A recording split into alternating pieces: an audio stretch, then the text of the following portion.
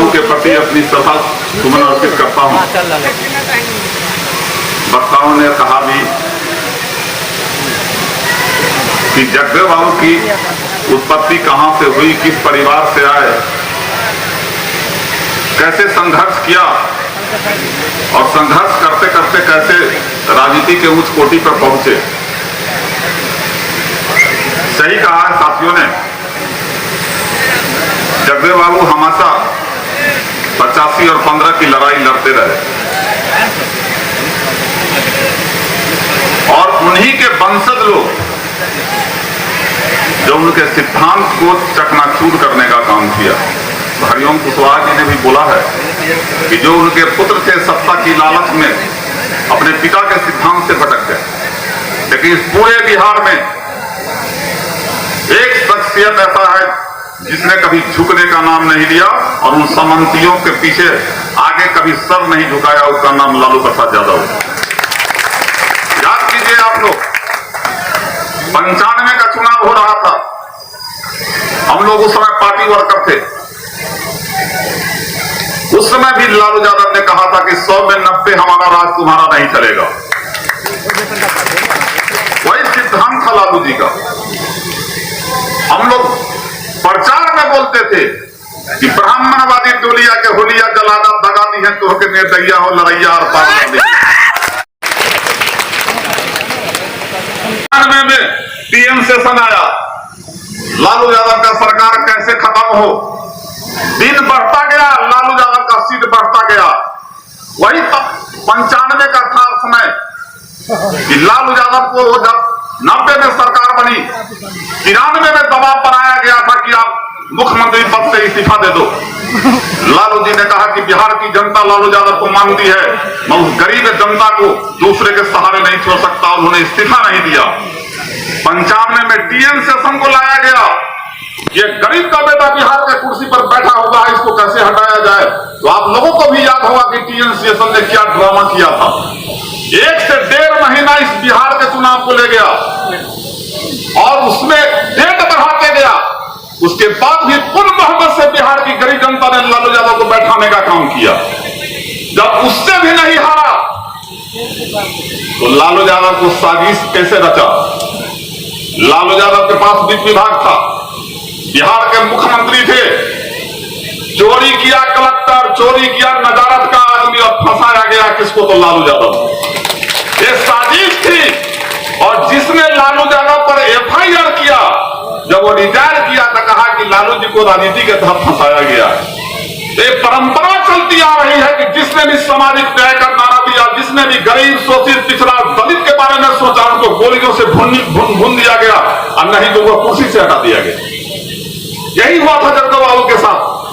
85 और 15 की लड़ाई जब लड़ रहे थे तो उनको गोलियों से छलनी किया गया। कर्पूरी ठाकुर जी अगर नहीं मरते तो 1 साल के बाद इस देश के प्रधानमंत्री होते। जो उन सामंतियों को नहीं पता, बीपी के मरीज थे, बीपी के मरीज थे, नमक का घोल पिला दिया। लालू जी मिल के गए थे उनके डेरा से, रात को खाना खाकर चंगा थे, सर्दी खांसी हुआ, नमक का घोल दिलवा दिया।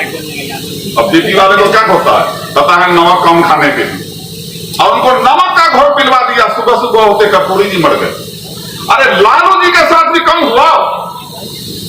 लालू जी पर केस, उनके पत्नी पर केस, उनके बेटा पर केस, उनके बेटी पर केस, और इतना प्रताड़ित किया गया कि लालू यादव आत्महत्या कर ले। लेकिन लालू यादव वो शख्स नहीं है जो किसी के प्रताड़ित करने से हार मान जाए। और वो कहे थे कि मैं मिट्टी में मिल जाऊंगा लेकिन सामंतियों से हाथ नहीं मिलाऊंगा, और लालू यादव ने हाथ मिलाने का काम नहीं किया। आज के डेट में मैं दावे के साथ करता हूं, बिहार में कौन ऐसा नेता है जो पिछड़ा शोषित दलित के बारे में सोचता होगा। सब नतमस्तक हो गया भारतीय जनता पार्टी के सामने, चाहे वो नीतीश कुमार जी हो या स्वर्गीय रामविलास पासवान जी हो। अगर लालू जी भी चाहते कि हमको अपने बेटा को गद्दी पर बैठा देना है तो बीजेपी से हाथ मिला करके तेजस्वी यादव को गद्दी पर बैठा देते। लेकिन लालू जी ने ऐसा नहीं किया। हमने एक बार बोला था लालू जी से, एक काम था हमारा चांदपन्ना पुल का, नीतीश कुमार हमारा पुल नहीं बनने दिया। हम कहते थोड़ा नीतीश कुमार जी को कर दीजिए। अरे हम बोलेंगे, दबाव बना बुलाएंगे तो ही भाग जाएगा। आखिर भागिएगा थोड़ा दिन में, हमसे बुला गया तो भाग जाएगा, तो आप बीजेपी से सरकार बना लीजिए काट करके। हम पर गुस्सा हो गए कि जब लालू यादव बीजेपी से हाथ मिला लेगा तो पिछड़ा आदमी, पिछड़ा, शोषित, दलित और महादलित का लड़ाई कौन लड़ने वाला है बिहार में। और उन्हें समझौता नहीं किया, सत्ता चली गई, कोई फर्क नहीं पड़ा।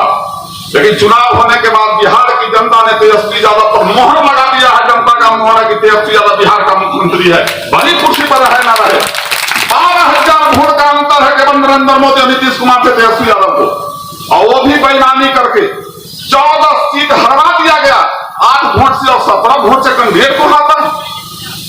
8 वोट और 17 वोट से कैंडिडेट को हराकर सामाजिक न्याय का सरकार नहीं बनने दिया। तो आज भी हमारे लोग जो जगदेव बाबू के मानने वाले हैं, जो उनके सिद्धांत पर चलने वाले हैं, जो कर्पूरी और लोहिया के मानने वाले हैं, वो प्रताड़ित हो रहे हैं। लेकिन लोगों के मन में है, दुख होता है हम लोगों को। क्या सरसों का तेल हो गया 200 रुपए लीटर, पेट्रोल हो गया 100 पार, डीजल पहुंच गया 100 पर। लेकिन हमारे लोग सोचते हैं कि चल साल में 4 किलो अनाज तो दे देता है फ्री में। उस 5 किलो अनाज को राहत नहीं, भीख दे रहा है बिहार की जनता को। और मजबूरी समझता है कि बिहार के लोग बेटा मरने का दर्द भूल जाता है। वो ये महंगाई का दर्द क्या है उसके लिए 5 किलो अनाज दे तो भीख मंगा है तो चुप रहेगा। इसे बंद कीजिए इस अनाज को लेना। और सत्ता में जब तक काबी नहीं होइएगा, बाबा साहब भीमराव अम्बेडकर ने कहा था, शिक्षित बनो, संगठित हो और संघर्ष करो। जब तक सत्ता में आपकी भागीदारी नहीं रहेगी, आपके लोग सत्ता में नहीं रहेंगे, आपके समाज का विकास नहीं हो सकता है, दावे के साथ कर सकता हूं। आपको वंचित किया जा रहा है, आपको दिया जा रहा है 5 किलो अनाज, आपको दिया जा रहा है 200 रुपये कड़वा तेल, जो सिलेंडर 400 रुपये सिलेंडर था वो दिया जा रहा है 1000 रुपये। कितना आदमी घर में गैस सिलेंडर जला रहा है? गरीब लोग को सिलेंडर दे दिया, उजाला योजना, बड़ी खुश हुआ लोग कि घर में गया, अपना चूल्हा उल्हा फूका मारा अपना। और लोग कहता है 400 रुपया वृद्धा पेंशन, 400 में मिलता है लोग को। 400 रुपया वृद्धा पेंशन के लिए 4 बार बैंक में जाता, वो 1000 का सिलेंडर 15 दिन में जलाएगा। अरे मूर्ख बनाने का। अभी देख लीजिए कोरोना वाला टीका लीजिएगा, नरेंद्र मोदी का फोटो है, टीका का सर्टिफिकेट निकालिए, उस पर नरेंद्र मोदी का फोटो है। राहत का 5 किलो अनाज लीजिए तो झोला पर नरेंद्र मोदी का फोटो है। कहां से पैसा आता है? 12 सरकार हो या बिहार सरकार हो, पैसा गरीबों का है। पैसा इस देश की जनता का है, ना कि नरेंद्र मोदी के बाप का।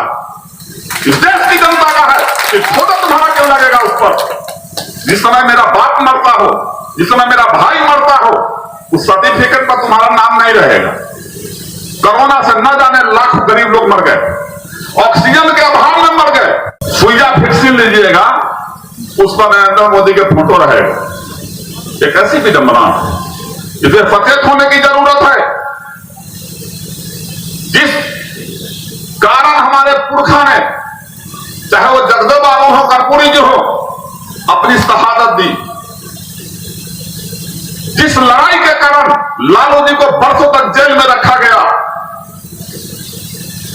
वो समय फिर आएगा।